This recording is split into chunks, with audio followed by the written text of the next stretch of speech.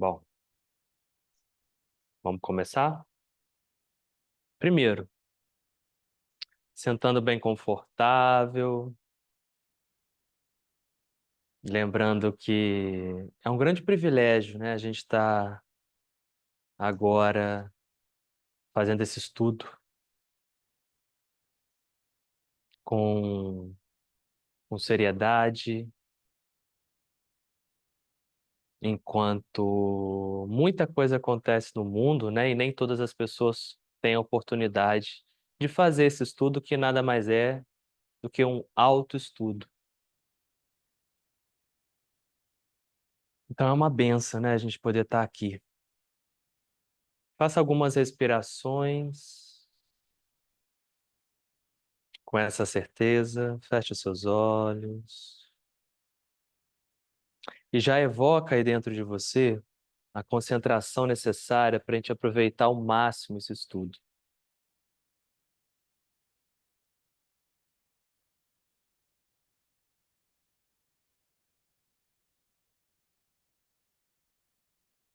Shri Krishna Vadishayati Shwarapyam Samprachankanavashasaram Shri Grutranandendayatau Samarvitaswam Shri Krishna Maryam Guru Varyamedi Viro de Kartike Mase Chatatara Kritodayam Yogacharyam Krishna Maryam Guru Varyam Aham Bhaje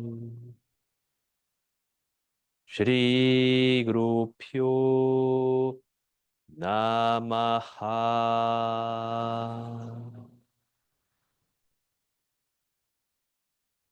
Mantenha os seus olhos fechados e verifica se realmente a sua postura está confortável. Se não, faça os ajustes necessários para você se sentar confortável. Eu vou propor algumas reflexões. Vamos fazer então desse início dessa nossa aula, desse nosso encontro, uma reflexão meditativa. No nosso último encontro, que não foi anteontem, foi no sábado passado, então já faz um tempo, mas eu espero que tenha ficado marcado em você. Nós vimos um conceito muito central no yoga, que é o conceito do sofrimento, como dukkha, essa palavra tão rica e que dá margem para a gente fazer várias analogias. Dukkha pode ser também a poeira que cobre um espelho. E se a poeira, dependendo da camada de poeira que existe na superfície do espelho, nada vai aparentar de forma exata no espelho, ou nada se vê no espelho, só se vê poeira.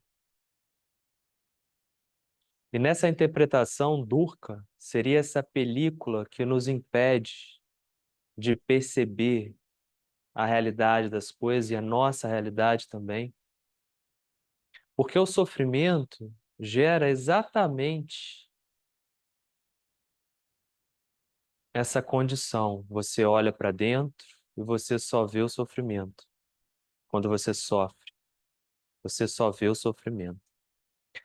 Só vê a angústia, só vê o desconforto, tudo aquilo que cabe dentro da palavra Durkheim.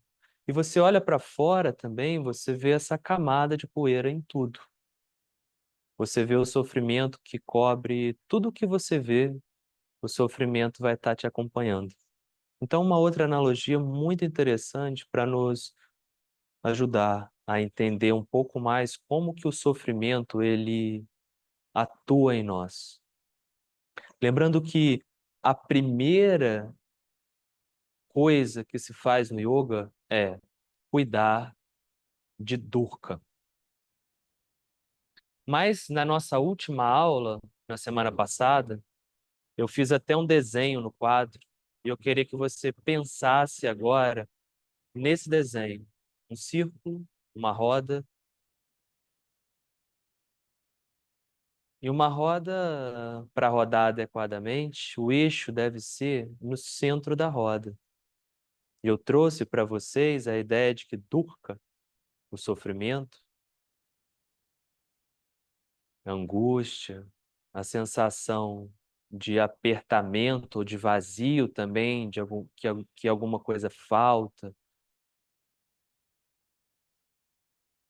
é representado por esse desenho, mas em que o centro da roda, o eixo, não está no centro, está deslocado. E eu queria propor aqui, então, uma reflexão meditativa.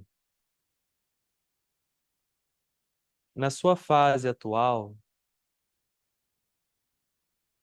eu queria que você refletisse sobre o que desloca o centro da sua roda mais para o canto. E eu queria que você só investigasse, mas não julgasse, apenas identificasse. Se é que você consegue identificar.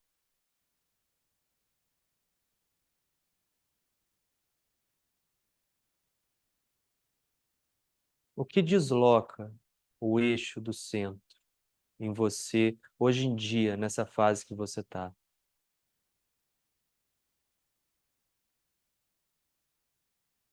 As ferramentas do yoga devem te ajudar a perceber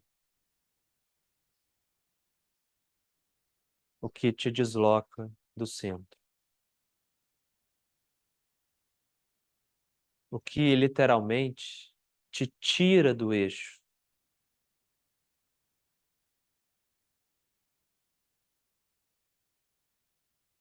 Uma outra reflexão.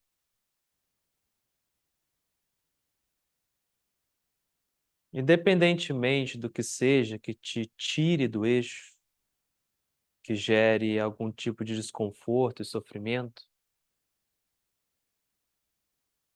tenta identificar o que ajuda a recolocar o eixo no centro.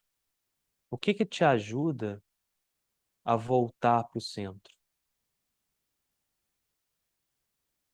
Qualquer coisa que te ajude.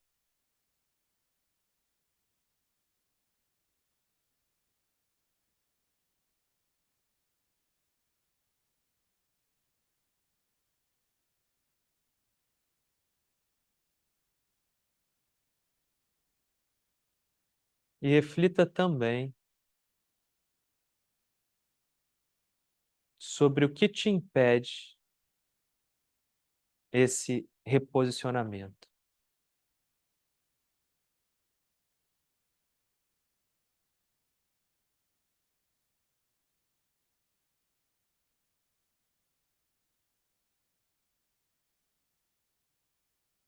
Faça uma boa respiração. Abra os seus olhos. Eu acho que esse é um bom exercício, né? Em que o yoga, né? O yoga ele vai atuar em todos esses momentos. O sofrimento ele tem diferentes causas. Tá uma ventania danada aqui e pode ser que alguma árvore caia em cima da fiação de luz, por exemplo, e gere um incêndio. Olha que pensamento pessimista, né? A mente ela é muito criativa, né? Para pensar besteira, né? Enfim, e crie, provoque algum dano e a causa ela é externa. né? Foi alguma força da natureza que ninguém controla o vento, né? E está muito seco e poderia acontecer isso.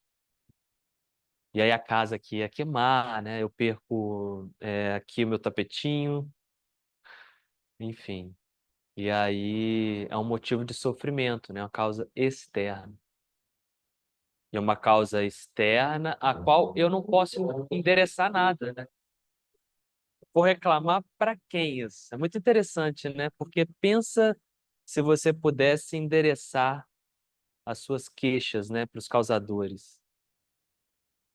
Um acontecimento desse, de causa natural, eu endereço a quem a queixa? Não tem, né, quem endereçar. Então, por que que eu faço a queixa também? Né? Porque se eu faço a queixa, ela fica comigo, né? Não adianta nada, ou seja, vamos para frente, vamos seguir.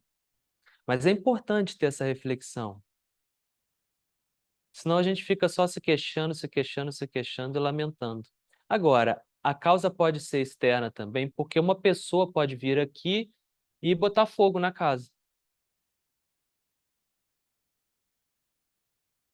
Aí eu posso endereçar a queixa a alguém, foi uma pessoa, né?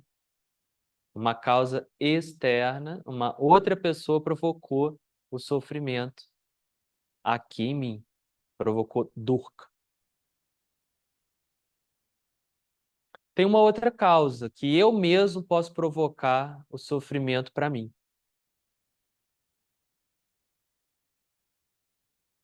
E não é que eu vou colocar fogo na casa, usando o mesmo exemplo, mas eu crio uma situação de vida, eu crio uma rotina, eu crio hábitos, eu crio uma forma de pensar o mundo e a mim mesmo, que eu me auto-saboto, que me prejudica, que prejudica a minha forma de viver, de me expressar e tudo. Então, eu sou o causador dos problemas e muito pela interpretação que eu faço dos fatos. Se eu me coloco como vítima sempre, eu tô me colocando nesse lugar onde eu não é que eu escolho sofrer, porque nem sempre é uma escolha consciente, mas a causa está na minha percepção sobre a realidade. É sempre importante a gente entender da onde vem para poder agir. Se é uma causa externa e de causa maior assim, né, como um vento, por exemplo, o vento ele não está soprando com marcação em mim, né? Algumas pessoas acham isso, né? Tipo assim, se hoje fosse meu dia de folga, eu quero ir pra praia e aí tá chovendo. Tá chovendo no meu piquenique, como diz aquela música, né? Do Lo Borges. Aí você fala assim, é marcação só porque hoje é meu dia de folga. Olha só, né? Que pensamento, né? O universo todo conspirou para sábado chover justamente no seu piquenique de propósito. Marcação, né? Não é assim, né? Ou seja, vamos pegar leve, né? O que que a gente faz daqui para frente? Uma outra pessoa causou um problema, né? Tem endereço, tem endereço. E aí o que que eu faço com isso? Eu vou lá e me vingo? Porque isso vai gerar mais sofrimento ainda, né? Eu vou continuar com aquela carga. Então, como é que eu faço para aliviar isso? Porque nem sempre a vingança, ela, aquela história de olho por olho, né? Vai resolver o meu problema, o problema do sofrimento. Então, mesmo que tenha sido uma causa externa ou alguém, na verdade, no fundo de tudo, é sempre essa interpretação que eu tenho dos fatos. O que que eu faço com isso? Então, essa causa interna, ela acaba sendo a principal, né? Porque é a minha interpretação. Faz sentido? E Precisamos meditar muito sobre isso. Como eu mudo essa perspectiva? O que está me tirando do eixo? Porque o quanto está me tirando do eixo, né? O que me impede a voltar para o eixo? O que pode me ajudar a voltar para o eixo? Está sempre na nossa mão. E se eu não faço essa mudança de sair da situação de, de passividade, de lamento, nada vai mudar. Porque eu tenho que ir para uma posição ativa, né, de alguém que vai modificar a situação. E aí entra, né, eu fiz uma grande costura, né, entra a ideia de upayam. Tá lembrado? Né? Ou já esqueceram da aula passada? Upayam, né, que é o movimento. E quem é que faz esse movimento? É cada um de nós. É um movimento para um lugar mais próximo da essência, mais próximo da consciência, mais próxima do eixo. Uma outra pessoa, ela não pode mexer na minha roda, né? Ela pode sugerir algumas coisas, né? Trazer orientação, me ajudar então, mas sou eu, é uma causa interna que me faz mudar, sair dessa situação, né, como eu disse, de passividade, de identificação com o que foi colocado para trás, quem está sofrendo, e tem uma desculpa para isso, né, porque caiu, e aí pegou fogo na casa, tem uma grande desculpa. Alguém veio aqui, tocou fogo na casa, então tem uma grande desculpa, mas o que muda? Tá aí dentro de você. Para mudar a sua atitude, para mudar a sua atitude tem que mudar. Então o yoga ele entra como uma ferramenta, como um veículo que te leva de um lugar de mais sofrimento para um lugar de menos sofrimento. E tem uma estratégia boa para isso. Querem saber? Sutra 27 do segundo capítulo do Yoga Sutra.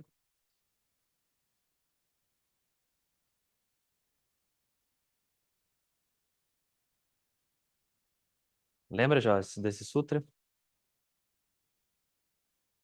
Eu coloquei aqui, ó. Heiam, Heitou,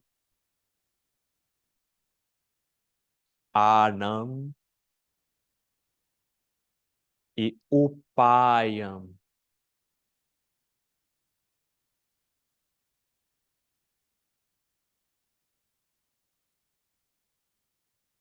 A gente segue aqui essas quatro coisinhas. Dá para ler? Primeira coisa, eu preciso identificar como eu estou, né? Identificar os sintomas que eu estou sentindo. E aceitar esses sintomas, né? Muitas vezes a gente não aceita.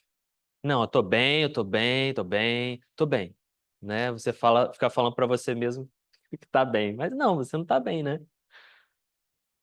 E se você não tá bem, reconheça que você não tá bem, né? Honre isso, para você de fato poder mexer nisso, né? E ficar bem. Se você não reconhece, como é que você vai mexer em algo que você não reconhece e não identifica? E existem várias ferramentas para te ajudar, né, a entender como você está, quais são os sintomas que você tem. Existem várias práticas para isso. Práticas reflexivas, práticas que te ajudam a silenciar um pouco vários ruídos que estão aí na sua percepção, na sua mente, para entender um pouco como você está, né? Uma capacidade de autoanálise. Tem várias práticas para te ajudar. A prática de asana pode estar voltada para isso, né? E nós não voltamos muito a nossa atenção para dentro, né? Por exemplo, você vai no médico e aí tudo bem, né? Eu lembro quando eu fui no oftalmologista, né? Foi bem engraçado. Eu tinha que ir sempre, né? Mas enfim, não, tô bem, não preciso, né? Não preciso. Aí, eu lembro a primeira vez que eu fui, que eu tava de noite, já tava vendo assim as coisas assim, ó, né? Mas eu, pra mim, não, não, tá tudo bem, né? Eu não tô fazendo aqui a careta, né? Não, não, tá tudo bem, tá tudo bem. Aí eu fui no oftalmologista. E aí, tudo bem, né? Algum problema de visão na família? Aí você fala, não, não. Aí ele continuou a falar e tal, e eu falei, ué, peraí, mas eu falei sem pensar, né? Aí eu falei, peraí, meu pai usava óculos. Aí você começa, né, a pensar, né? Mas se não te questionasse, né? Não, tá tudo bem, tá tudo bem. Minha avó fez catarata, mas é normal, né? Uma certa idade e tal. Ou seja, ferramentas que te ajudem. Ferramentas entra aí também práticas de asana, como eu disse, práticas de respiração, mas também perguntas, né? Como eu perguntei para você agora. O que que te tira do eixo, né? Ou o que que está te tirando do eixo ou agora? O que está te tirando do eixo? Aí você começa a pensar, você começa a perceber, né? Algumas coisas me tiram do eixo, realmente. Então, práticas para reconhecer. Faz sentido? Né? Reconhecer os sintomas. Se você faz uma prática de asana com constância todos os dias, você todo dia tem ali um grande termômetro para você identificar como você está, não só fisicamente, mas também mentalmente. A sua respiração vai estar dizendo, né? O seu corpo ele vai estar mais rígido. E não é simplesmente pelo alongamento ou falta de alongamento, porque existe uma tensão, por exemplo, né? Essa região aqui do peito, ela responde muito. Lembra que eu falei que Durkheim tem a ver com esse espaço aqui, né? Então, como é que tá? Isso vai afetar a respiração também. Como é que estão os seus sentidos? Estão mais dispersos hoje? O que está acontecendo? Então, práticas para fazer essa leitura. O yoga vai disponibilizar. A gente não vai falar muito sobre técnicas aqui nesse curso, mas tem alguma coisa no material aí, hein? Já leu o material? E aí, o segundo passo aqui é entender, né? Depois dos sintomas, eu tento entender o porquê que esses sintomas estão acontecendo. Senão não adianta, né? Senão vai ser só coisa paliativa. Cuida dos sintomas e nada acontece. Por quê? Porque daqui a pouco tudo volta, porque eu não cuidei da fonte, né? Eu não cuidei da questão, né? Na fonte do problema. Então essa é a estratégia que a gente toma no yoga. Primeiro eu tento identificar como é que eu tô, e aí eu trabalho isso, eu pacifico isso, porque aí vai ser mais fácil entender qual é a causa, né? Depois que eu relaxei um pouquinho, me concentrei um pouquinho mais. E eu preciso atacar a causa, cuidar da causa, senão tudo volta. Só que é importante também eu entender o que que eu preciso. E aí vem esse terceiro aqui. Se eu estou em Durca,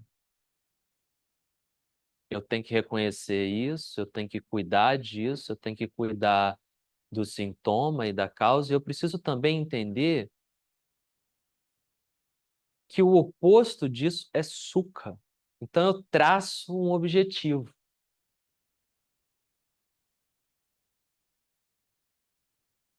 Sair desse ponto aqui e ir para esse outro. E eu preciso ter essa estratégia na vida, senão a gente fica estagnado ou fica rodando em si. E então, depois de reconhecer o sintoma que eu estou sentindo, qual é a causa, aonde eu preciso ir, ou aonde eu poderia estar se eu não tivesse com esses sintomas, com essa causa, aí eu vou escolher as ferramentas para fazer essa travessia.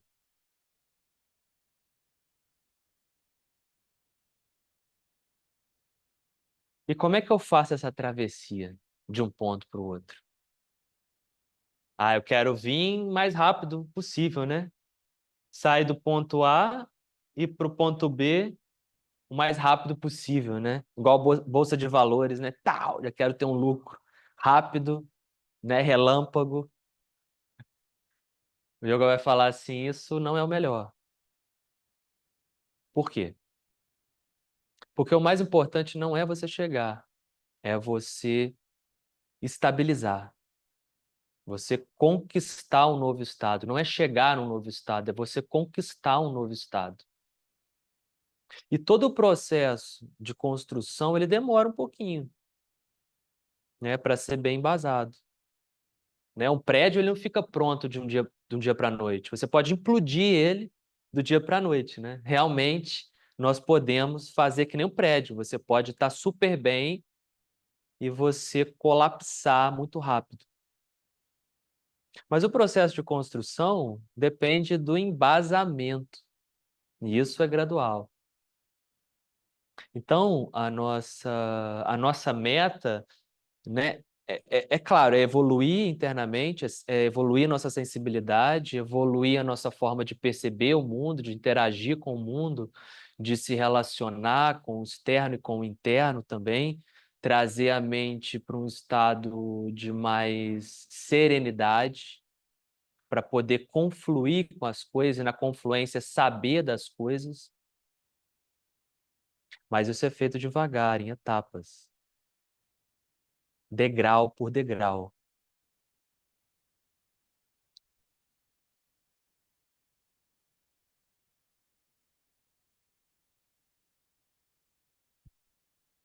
Só que, na verdade, não é uma escada uniforme assim, né? Na verdade,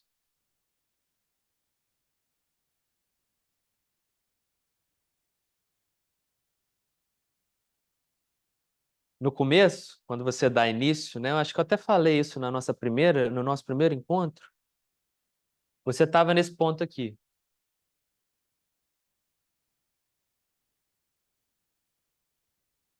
Não consegui nem fazer o X.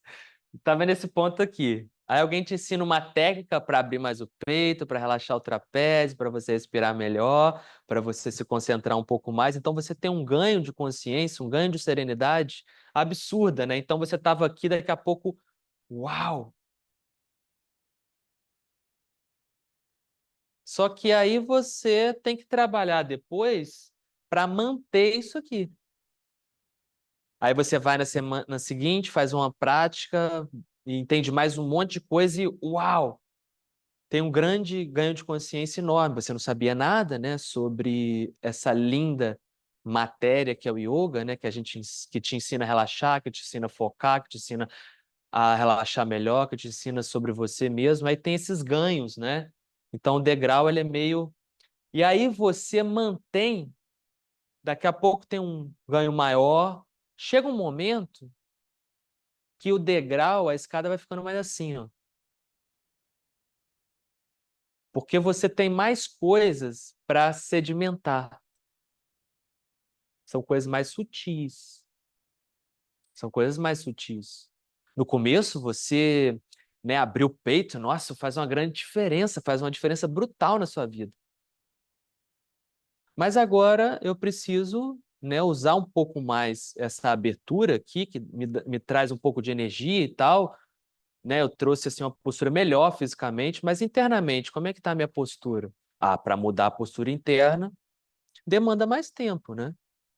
Porque você vai mexer nos hábitos, né, do seu campo emocional, por exemplo, do seu campo afetivo. Então você vai ter que percorrer um pouco mais tempo aí nesse processo para ter um ganho. E por ser uma coisa muito sutil e muito intensa também, mudar um hábito interno que você faz há 40 anos, você ganha só um pouquinho, mas é um ganho, né? E aí você tem que talvez estabilizar mais até ter um outro ganho. Estabilizar. E aí muitas vezes você acha que está aqui e não está evoluindo, mas você está evoluindo. Você está evoluindo. Ah, mas está tudo igual. Ué, mas você não regrediu. Então você está evoluindo. Como assim? Ué, porque está tudo em movimento na vida. Se você continua no mesmo lugar, quer dizer que você está evoluindo. Faz sentido? Se você está ali naquele lugar, você está evoluindo melhor. Você não regrediu, você não está caindo nos condicionamentos antigos. Então, eu estou trabalhando ainda no mesmo lugar, no mesmo ponto, e daqui a pouco aquilo se resolve. E aí eu dou esse passo além. Só que essa é a minha escada. A sua escada vai ser diferente. De repente, ela vai ser aqui, aqui, aqui, aqui, aqui, aqui, aqui, aqui, aqui. Cada um avança de um jeito. E para cada estágio, tanto esse daqui quanto esse aqui, eu preciso de uma ferramenta diferente. Você concorda? Às vezes eu preciso de um professor diferente. Às vezes eu preciso de outro professor diferente, para me dar um estímulo novo, um estímulo que eu preciso ali, igual médico. Às vezes eu preciso de um outro médico, sabe?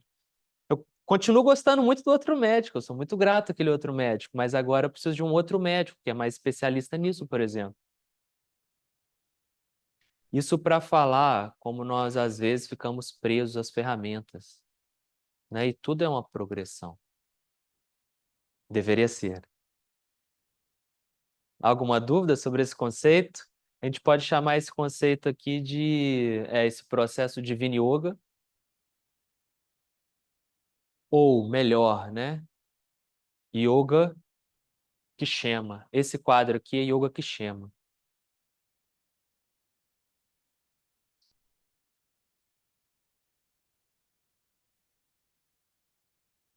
Faz sentido? E cuidado para sustentar, que é mais importante do que ganhar. Sustentar tem um valor maior do que você evoluir, porque sustentar é o que você realmente faz, né? A evolução, ele é um acontecimento. Alguma dúvida?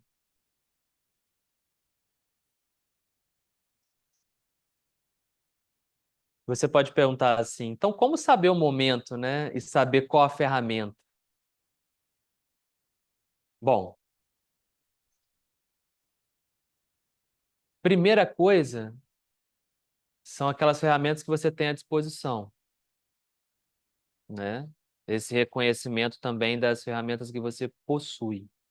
Você vai trabalhar de acordo com elas. Mas se tratando do yoga especificamente, o yoga você está sempre com um professor.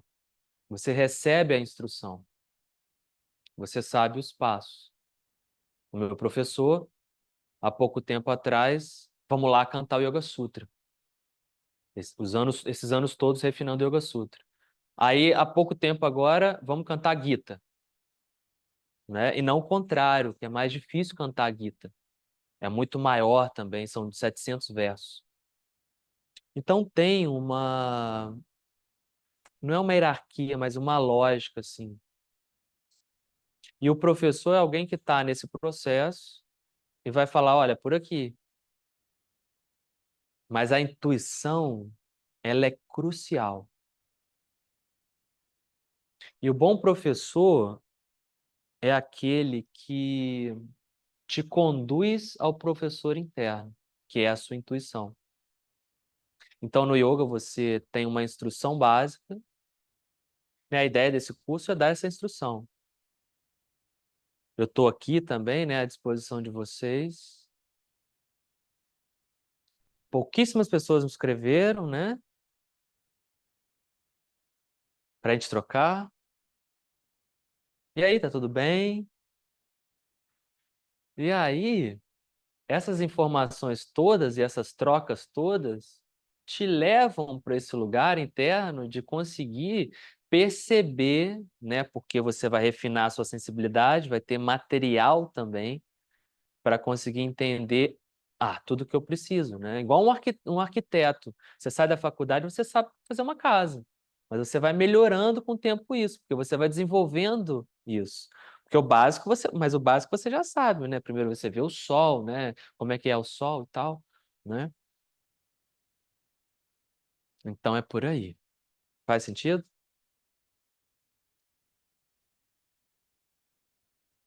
Bom, Uma coisa também é você tá aqui e olha para a escada do outro, né? A grama do vizinho é mais verde sempre, né? A escada do vizinho é sempre mais fácil, né? Ah lá, o vizinho tem a escada rolante, ó. Eu tô aqui subindo aqui, ó, né? Cuida da sua escada, né? A escada do vizinho você não sabe, né? Você não sabe como é que é. E é a escada do vizinho, ok? E não tem essa de pegar elevador, não, porque não ajuda. É você que tem que construir essa estrada. Se você chega muito rápido, você não entende o processo. Se você cai, você não sabe voltar depois. Vamos seguir nas ideias que a Maracocha sugere sobre yoga? Então, yoga é, primeira definição que a gente leu, Sangati, né? Mas não é qualquer Sangati. A palavra yoga ela pode ser, né, juntar as coisas, confluir. No caso do yoga, que a gente está estudando aqui, é a confluência do corpo com a respiração, dos sentidos, com a mente, da mente, com a consciência, né? A confluência do prana no corpo, a confluência da consciência e da consciência com a consciência maior, por exemplo. E aí depois nós vimos que o yoga é o Upaya, né? Nós só vimos essas duas, né? Não foi? Tá lembrado? Bom, vamos para mais uma?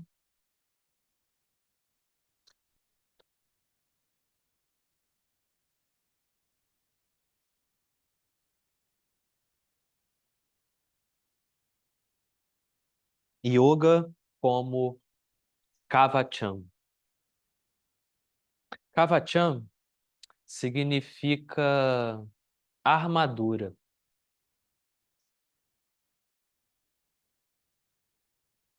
escudo, por exemplo. Então, o yoga é algo que te protege. Você vê que todas as ideias de yoga, elas estão ligadas a uma conotação positiva, né? De caráter mais positivo. Então, o yoga é kavacham, como uma estrutura, né? É algo que te protege. Então, quando você faz uma prática de yoga, quando você se aproxima desse estado de yoga, desse estado de maior confluência dos seus sentidos com, com a mente, muitas vezes os sentidos estão lá longe, né? A mente com o corpo, porque muitas vezes a mente e o corpo são coisas separadas, são sentidos como coisas separadas, né? Várias pessoas já me falaram assim, eu sinto que eu sou um cérebro voando, caminhando, como se só existissem os pensamentos. E o prana, né, a nossa vitalidade também, no corpo, gerando mais vida no corpo, mais sensação de bem-estar, e aí os pensamentos ficam mais claros também, né? Todas essas confluências que nós vimos há pouco, elas nos ajudam a estar mais protegidos das influências de fora, né? Pensa só, você fez uma prática, você se concentrou bastante, uma prática de introspecção. Eu estou usando essas ferramentas mais brutas mesmo, sabe? Ferramentas práticas, né? Você fez ali uma prática de asana, respirou bem, e aí você fez uma concentração no final, e aí você vai para o seu dia. A forma que as coisas e os objetos e a sua mente, elas se relacionam é diferente, né? Você está mais protegido.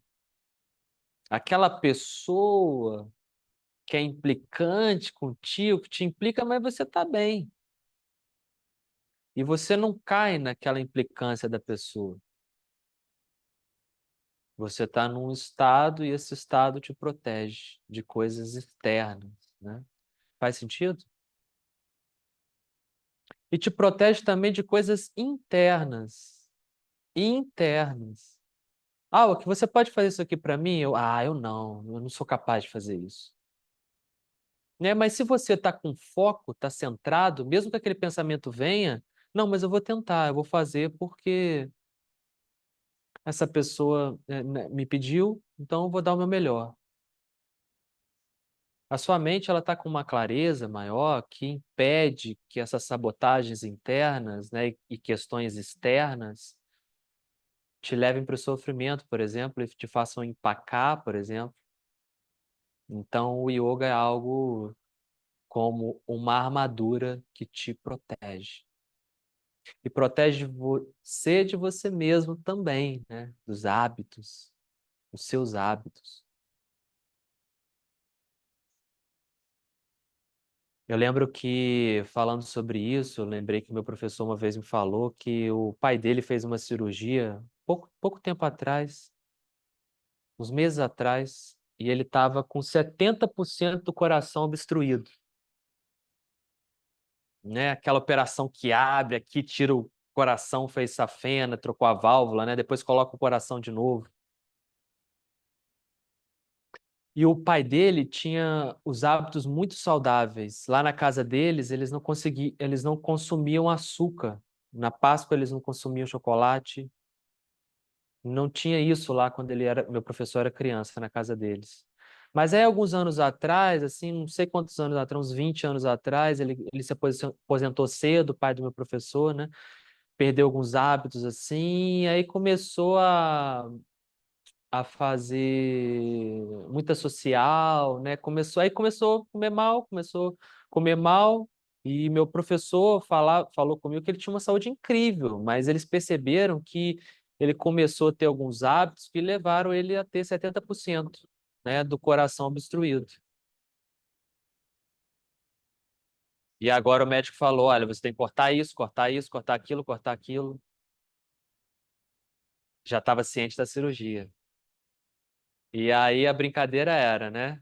Essa cirurgia tá protegendo você de você mesmo, né?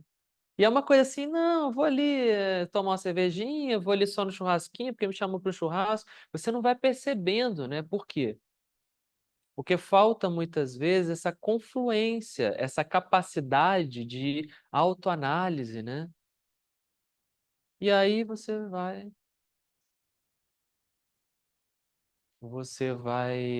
abrindo concessões. Então, muitas vezes, nós precisamos nos proteger de nós mesmos, de hábitos nocivos. E a orelha do pai do meu professor deve estar quente agora, né? Coitado. É ou não é isso? É ou não é? Então, o yoga é um estado, é uma prática também, é uma metodologia, uma pedagogia que te protege, porque te ajuda a identificar também um monte de coisa. Nós vamos estudar, por exemplo, as causas do sofrimento, os kleshas. Saber disso já te protege muito. Porque você já entende, olha, se eu pegar essa curva aqui, eu vou parar lá no fundo do poço. Então você já pega o leme do barco e vira para o outro lado. Você se protege. A pessoa fala uma coisa para você, a pessoa fala aquela coisa que te provoca e você, ah, mas eu tenho essa capacidade de autorreflexão, eu tô vendo que aquele bruto tá vindo aqui, né? Não, eu vou me proteger, vou beber uma água, vou sair daqui, nem que seja isso. Faz sentido? São muitos desafios mesmo, né? Mas na perspectiva do yoga, todos nós estamos aqui para resolver as coisas.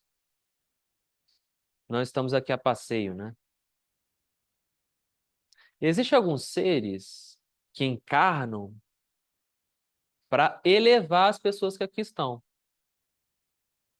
Então são seres diferenciados, são chamados de avatares, aquele que desce para elevar. A maioria de nós está aqui para resolver coisas. A condição humana é uma condição assim precária, né? Precária, né? Assim, a nossa visão não enxerga direito de noite, por exemplo. né? O nosso olfato, enfim, nós temos que comer o tempo todo, né? Beber água, senão o corpo ele decai, né? E dependendo do que você come na hora do dia, assim, assado, vai gerar um tipo de efeito, pode gerar indigestão. Sempre vai ter alguma coisa, né? Inclusive o Sankhya vai falar que o universo todo foi criado a partir de uma desarmonia.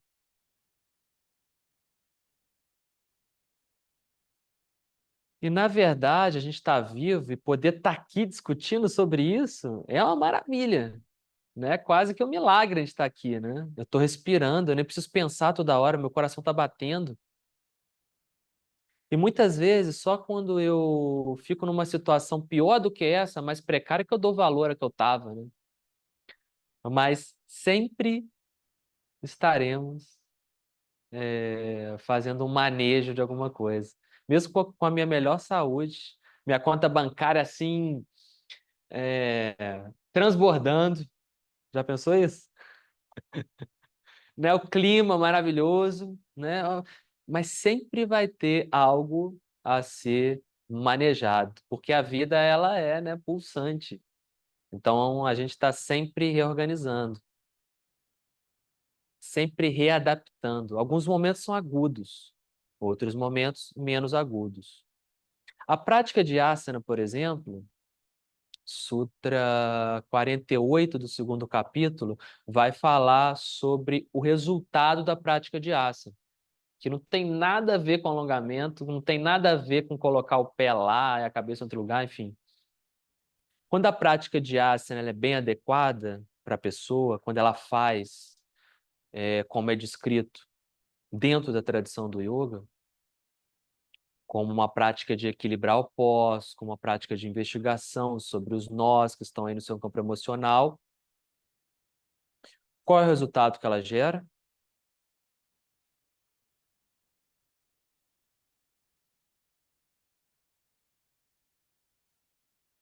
Gera estabilidade em meio às estabilidades.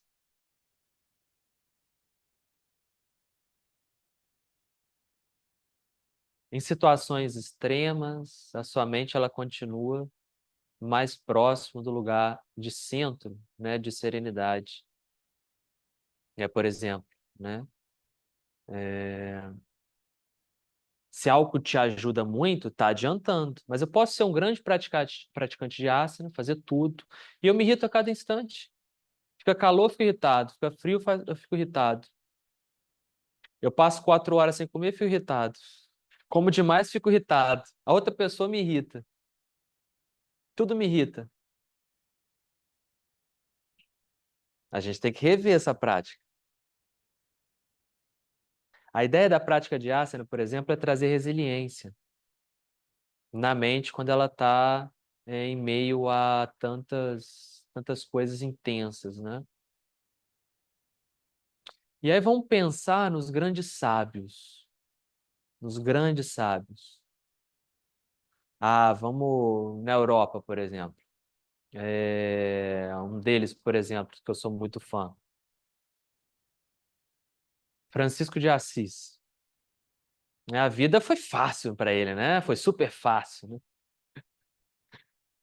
Bom, quer dizer, antes dele ter ido para a cruzada, né, quando ele morava com o pai dele que tinha dinheiro, talvez fosse uma vida muito estável, mas depois, quando ele expandiu, né, a consciência dele, a vida dele foi muito intensa, muito intensa. E como é que ele estava internamente? É incrível isso, né? Vão para a Índia, Ramana Maharishi, né? Teve um tumor aqui, ele ficou sereno. Isso tudo para mostrar que, dependendo do nosso estado mental, a gente pode enfrentar coisas muito intensas. E esse estado mental é o que nos protege. E que bom que você continua fazendo as suas práticas e espero que assim continue beneficiando mais e acertando cada vez mais para chegar nesse lugar de resiliência, de paciência, de compreensão, que é uma fase, muitas das vezes. E que mesmo assim você tem muito recurso, né, para seguir, né, por exemplo, para manter a mente positiva. Então isso nos protege. Se não protege, você tem que rever a prática, a forma que a gente está usando o yoga, porque o yoga é aquilo que nos protege, tanto o estado quanto as práticas em si. Ah, mas as pessoas estão se machucando, machucando fazendo asana. Então, não estão usando as ferramentas de forma adequada, né? Algumas pessoas falam assim, é assim mesmo, depois melhora. Não, não melhora. Se você continuar fazendo esse asana dessa mesma maneira, com o corpo inflamado, vai inflamar mais, vai ser pior. Não tem mágica, né? Não é um texto que fala assim, yoga é mágica, pratique e todos os problemas vão ser resolvidos. Não. Às vezes você começa a praticar e ganhar mais um problema na sua vida, né? Um monte de regras que você não entende, um monte de coisas que você tem que seguir, mas que não foram feitas para você, não cabe na sua escada, mas o professor mandou, você tem que fazer, né? Dependendo do que você faz, você pode ficar mais estressado. Nossa, já escutei muito isso. Tipo namorado e namorado, marido ou esposa, assim, né? Nossa, mas ele tá insuportável agora, né? Se você faz, por exemplo, muita retroflexão, você vai ficar nervoso. Você tem que compensar isso. Quer dizer, você não está respirando bem. Você está fazendo pranayama forçando, vai fazer mal isso. Eu, eu praticava, quando mais novo, uma prática muito esotérica, também muito para a terceira idade. Eu fiquei muito aéreo. Era uma prática muito meditativa. Eu fiquei assim, meio aéreo, sabe? De quase ser atropelado, de ir para a cachoeira, esquecer que eu tô na cachoeira e tô ali debaixo d'água, na aula não consegui prestar atenção. Eu fui para o mundo da lua, né, como a gente fala. Então o yoga não estava me protegendo, mas não era o yoga em si, era o uso da ferramenta. Faz sentido? Maravilha. Então a gente está vendo que é uma coisa muito específica que a gente usa. A gente deve usar no yoga uma coisa assim muito específica, como uma dosagem de um remédio, por exemplo, né, de uma medicação. Claro que eu estou falando aqui sobre as práticas de yoga, mas você pode usar tudo aquilo que for adequado para você.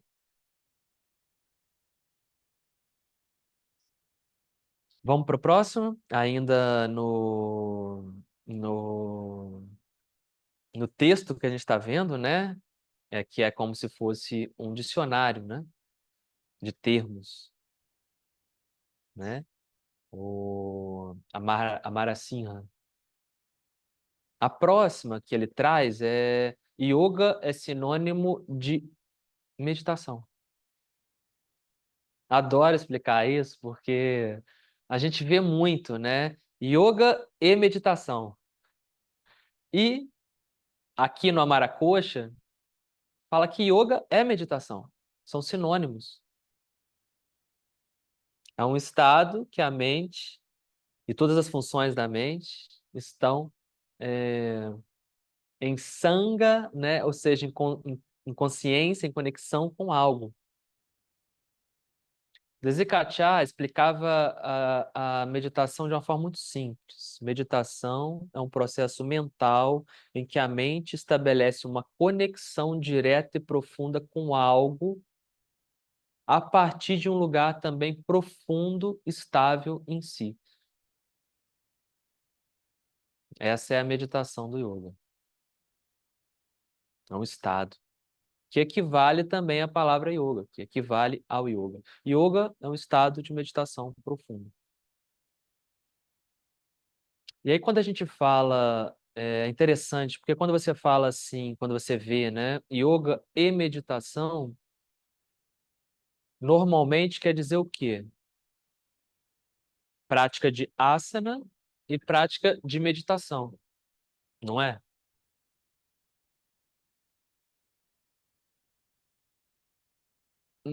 Para talvez, para as pessoas mais leigas, né, entenderem, né, o que vai acontecer.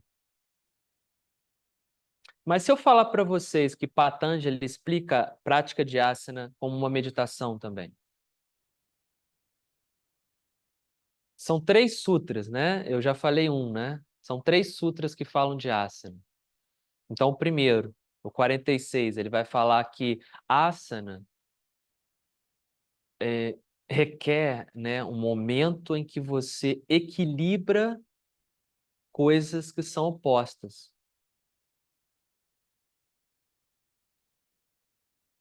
Stira e Sukha, por exemplo, a capacidade de ter firmeza, ter estabilidade, mas também relaxamento.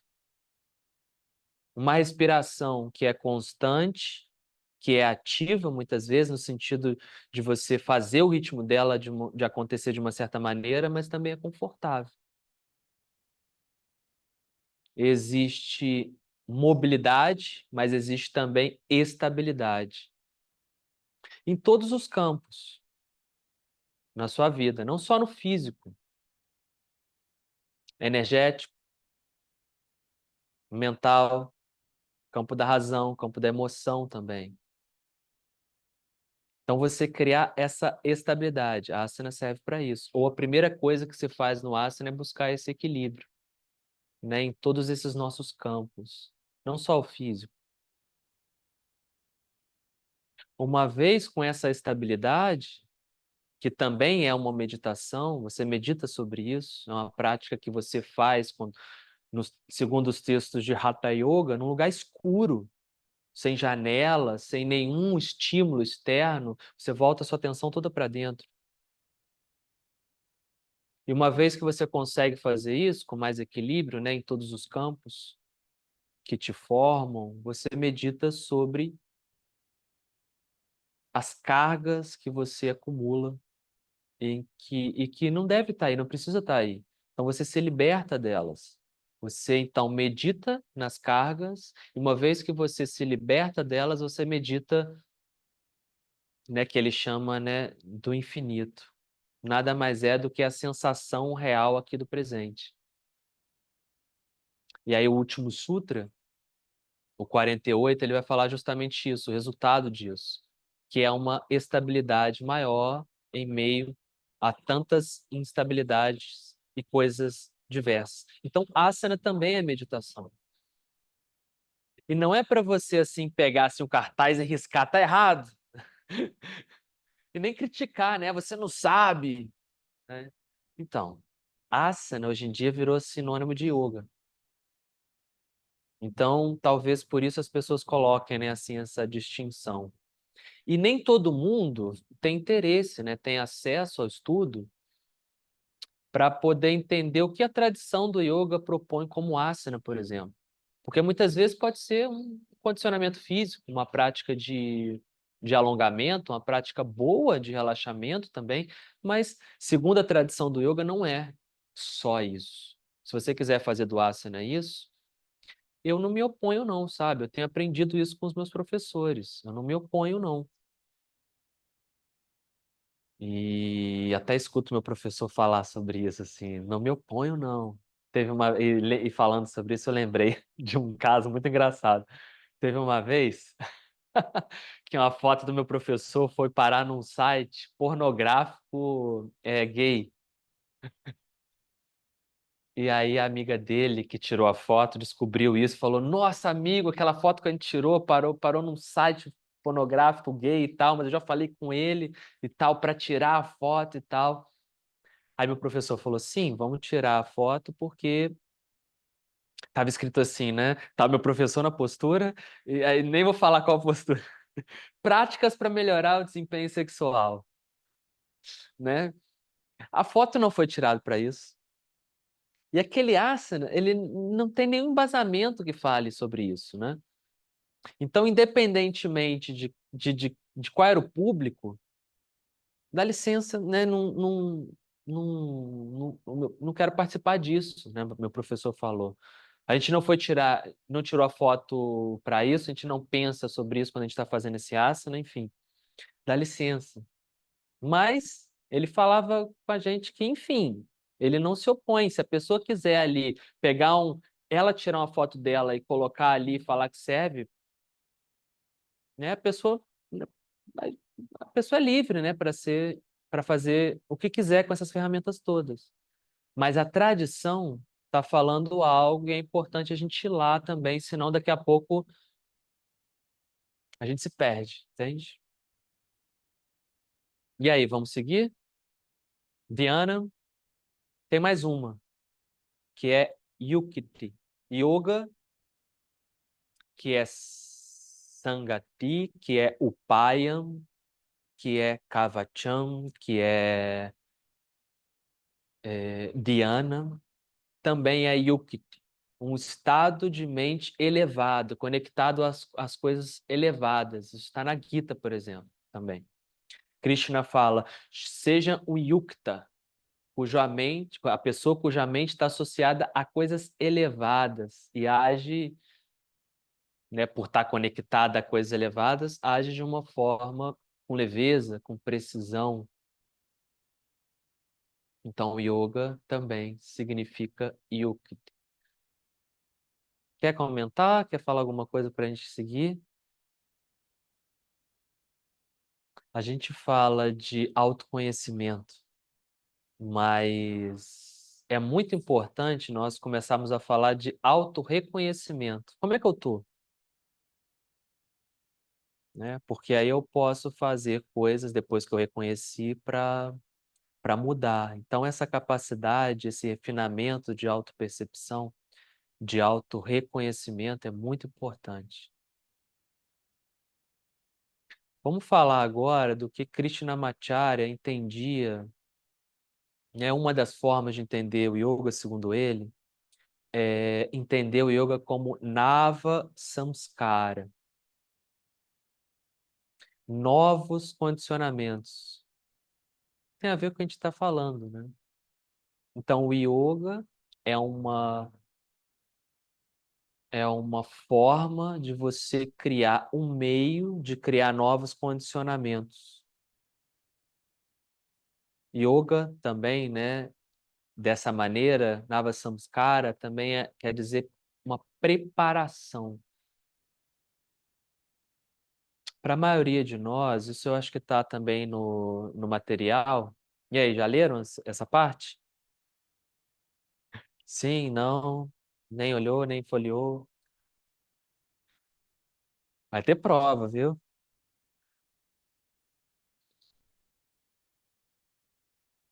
Vai aproveitando, não deixa acumular, viu?